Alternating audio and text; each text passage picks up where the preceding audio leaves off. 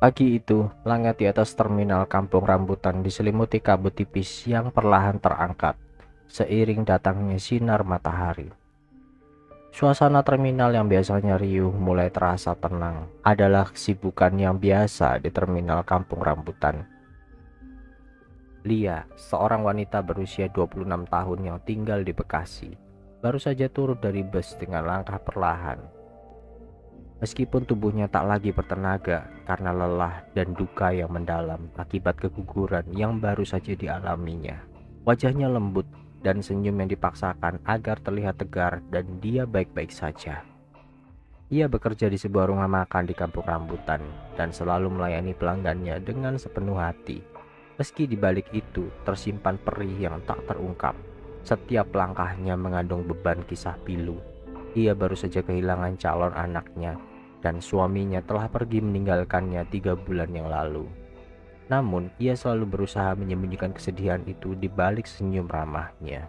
Sementara itu, di sudut terminal yang tak terlalu terlihat, Rian, seorang anak kecil dengan penampilan polos dan tubuh mungil setinggi 126 cm, seperti anak yang berusia 10 tahun pada umumnya, berkeliling sambil menjajakan air minum.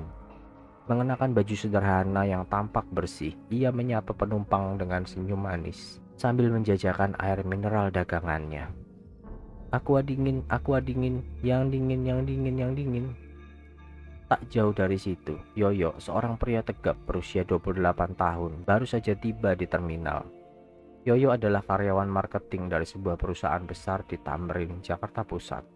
Yoyo menyimpan keunikannya sendiri. Selain dikenal sabar, teliti, dan tangkas, Yoyo juga membantu rekan-rekannya, baik itu rekan satu tim ataupun dari tim yang lain. Karena itu, Yoyo sangat disukai rekan-rekan kerjanya. Pagi itu Yoyo sedang terburu-buru karena bangun kesiangan setelah lembur semalam. Dan ia sangat tergesa-gesa, berusaha berjalan cepat menuju terminal sambil menjaga agar dirinya tidak menabrak orang lain. Lia melangkah perlahan turun dari busnya, melewati deretan kios dan aroma kopi yang baru diseduh. Dalam keletihannya, saat ia keluar stasiun, ia melihat seorang anak kecil yang tampak berbeda. Rian, yang dengan polosnya menghampiri dan menawarkan minuman dingin. "Berapa dek harganya?" tanya Lia dengan ramah. "5.000 bu," jawab Rian sambil tersenyum lebar. Dia pun mengeluarkan uang Rp20.000 karena dompetnya tak berisi pecahan kecil. Saat Rian menyadari kekurangan kembalian, ia tersipu dan berkata, "Waduh bu, saya tidak ada uang kembalian ini." Tanpa ragu, Lia menepuk bahu kecil Rian. "Tidak apa-apa dek, ambil saja kembaliannya." "Waduh, jangan bu, ini masih pagi. Sebentar saya tukarkan ke teman saya di gang itu dulu." Rian kemudian mengarahkan Lia ke sebuah gang kecil yang terlihat kumuh. "Ibu tunggu di depan gang ini saja supaya saya tidak bingung mencarinya. Maklum, saya sering salah orang, hehehe," candanya, mengakhiri percakapan dengan tawa kecil yang tidak terdengar pada tempatnya. Lia yang dalam hatinya merasakan kelelahan dan duka, memandang Rian dengan simpati. Ia teringat betapa kerasnya perjuangan hidup seorang anak. Meski nasibnya telah menyisakan luka mendalam yang tak kasat mata. Dengan langkah yang agak ragu, dia mengikuti arahan Rian untuk berdiri di depan gang yang suram itu. Sesekali menengok ke dalam lorong yang gelap. Di saat yang sama, Yoyo baru saja sampai di depan terminal, merasakan sesuatu yang tidak nyaman di antara seorang perempuan dan anak kecil di depan sebuah gang. Wajahnya segera berubah serius. Sebagai seorang yang berbakat dan telah dilatih untuk merasakan energi halus, ia mendeteksi aura yang tidak wajar. Sebuah energi yang penuh kebencian dan kegelapan menusuk relung jiwa.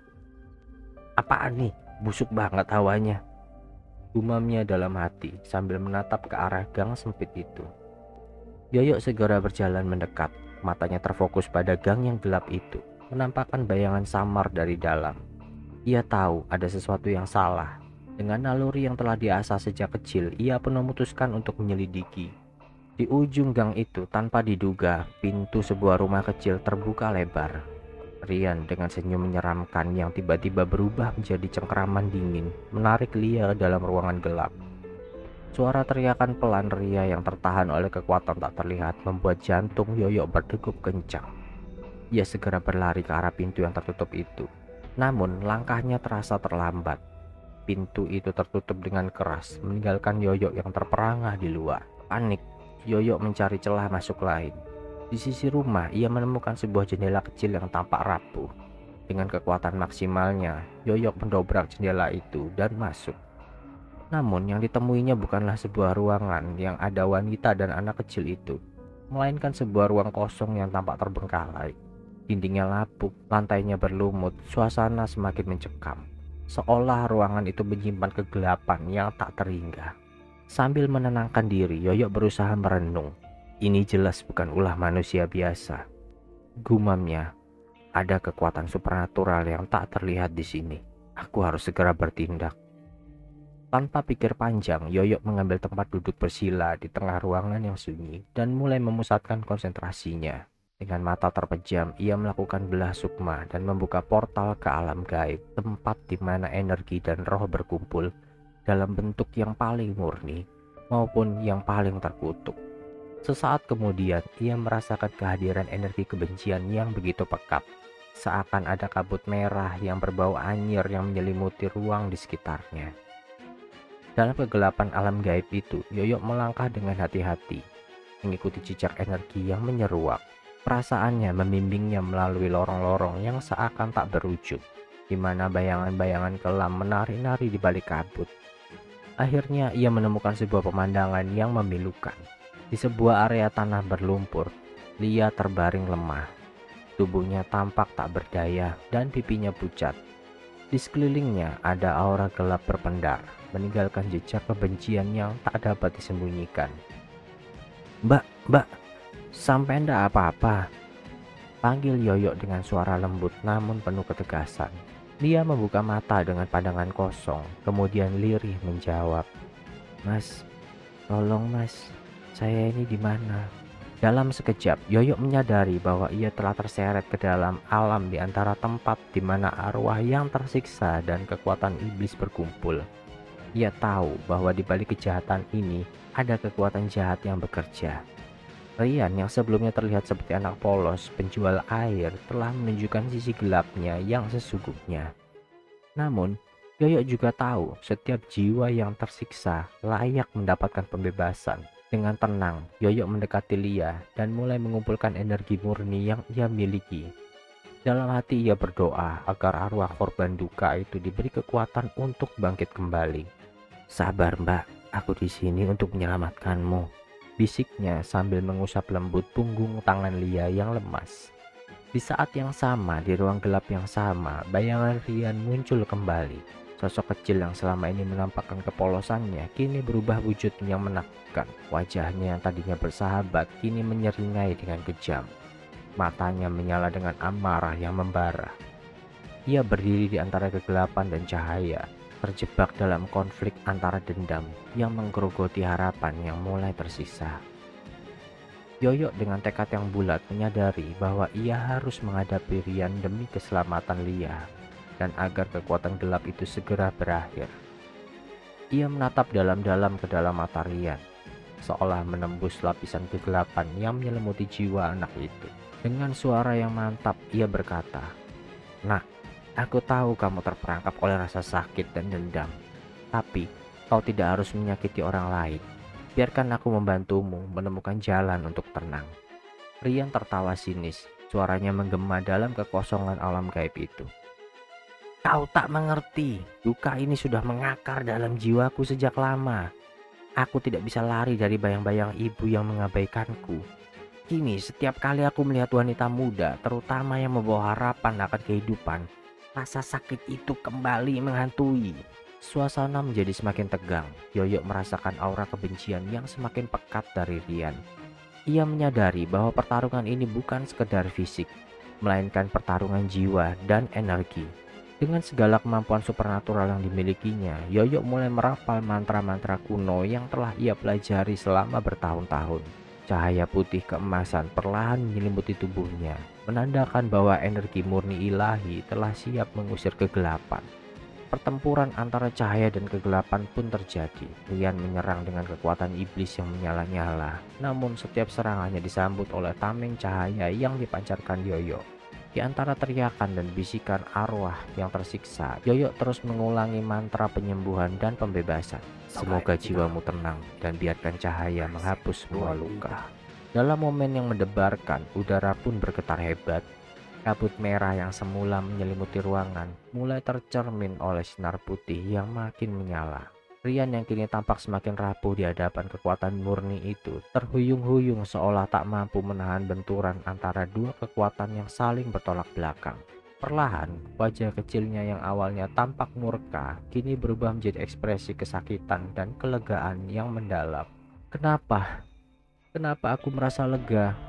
Bisik Rian dalam nada lirih, seakan beban yang selama ini ia tanggung perlahan-lahan terangkat. Yoyo dengan mata penuh simpati mendekati Rian dan berkata, "Aku tahu luka itu dalam, tetapi engkau tak harus terperangkap di dalamnya. Terimalah kedamaian, bebaskan dirimu dari bayang-bayang masa lalu." Yoyo pun mendapatkan penglihatan mendalam tentang apa saja yang pernah dialami Rian. Ternyata, Rian adalah anak dari hubungan di luar nikah.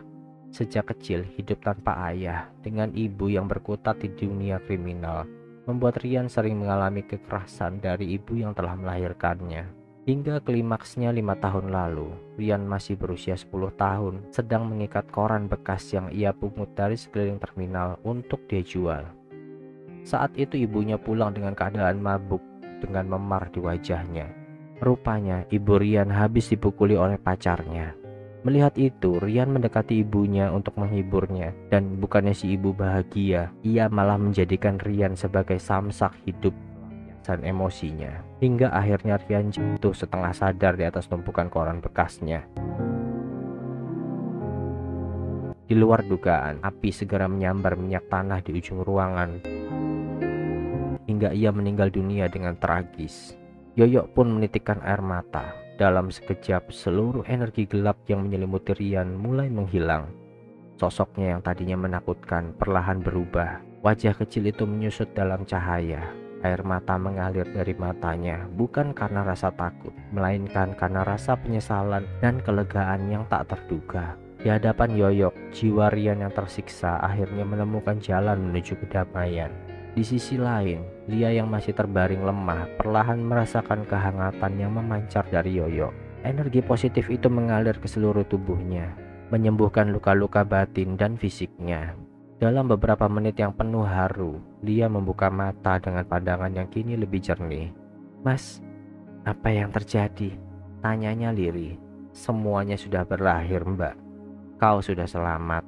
Aku telah mengusir kegelapan yang menyelimuti tempat ini dan membebaskan jiwa yang tersiksa," jawab Yoyo dengan senyum yang penuh pengharapan.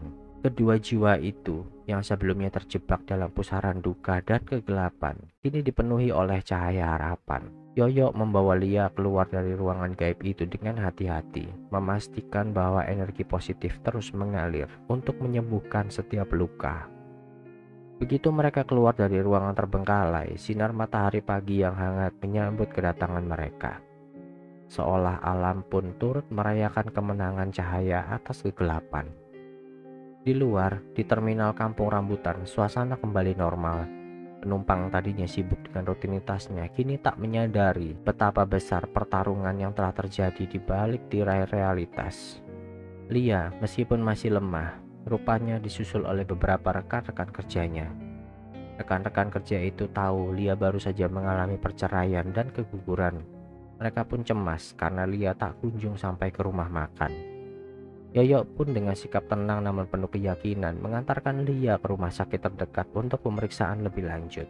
Di ruang perawatan, dokter dan perawat dengan sigap merawat Lia. Mereka tak tahu persis apa yang terjadi, namun kehadiran Yoyo yang tampak penuh energi positif memberikan kepercayaan bahwa keadaan akan segera membaik. Selama beberapa hari, Lia beristirahat dan perlahan pulih dari luka yang hampir merenggut nyawanya, baik luka fisik maupun luka batin akibat pengalaman traumatisnya. Sementara itu, berita tentang insiden aneh di terminal mulai menyebar secara diam-diam. Beberapa orang yang melihat merasakan aura aneh di gang kumuh itu mengaku masih teringat akan bayangan kecil dengan senyum seram, meskipun tak satu pun yang berani membicarakannya secara terang-terangan. Namun, bagi Yoyo, hal itu hanyalah pengingat bahwa kegelapan selalu mencoba menyusup ke dalam kehidupan manusia, dan tugasnya adalah untuk selalu siap membentengi dengan cahaya. Di ruang perawatan, Lia yang kini semakin kuat perlahan membuka hatinya kepada Yoyo. "Mas, terima kasih ya. Terima kasih sudah menyelamatkan saya," katanya dengan mata berkaca-kaca. Namun dengan penuh kehangatan, Yoyo hanya tersenyum dan menjawab, "Kita semua layak untuk mendapatkan kesempatan kedua, Mbak. Kau pantas untuk bahagia dan menemukan kembali harapan." Hari demi hari berlalu, Lia mulai menemukan kekuatan untuk bangkit dari masa lalu yang kelam. Dengan bantuan konseling dan dukungan dari keluarga serta teman-temannya, ia perlahan membangun kembali kehidupan yang sempat hancur. Ia kembali bekerja di rumah makannya, kali ini dengan semangat baru dan senyum yang lebih tulus. Karena ia tahu bahwa setiap hari adalah anugerah yang patut disyukuri. Yoyo yang tak sempat masuk kerja hari itu dan tidak sempat mengabari atasannya pun dilindungi oleh rekan-rekannya yang selama ini sering ia bantu. Teman-temannya melaporkan kepada atasannya kalau Yoyo sedang menjaga saudaranya yang mendadak sakit. Tanpa ada yang tahu bahwa Yoyo sebenarnya adalah kesatria cahaya yang sesungguhnya. Adapun jiwa Rian yang sebelumnya tersiksa dalam belenggu dendam, kini telah mendapatkan pembebasan. Arwah kecil itu telah menemukan kedamaian di alam yang indah, penuh kasih sayang yang tidak pernah ia dapatkan selama ia hidup. Di tempat yang jauh seakan terdengar suara lembut yang mengatakan, "Terima kasih, akhirnya aku bebas." Pembebasan jiwa Rian mengajarkan bahwa bahkan jiwa yang paling tersiksa sekalipun, jika mendapat kesempatan untuk penyembuhan, bisa menemukan kedamaian.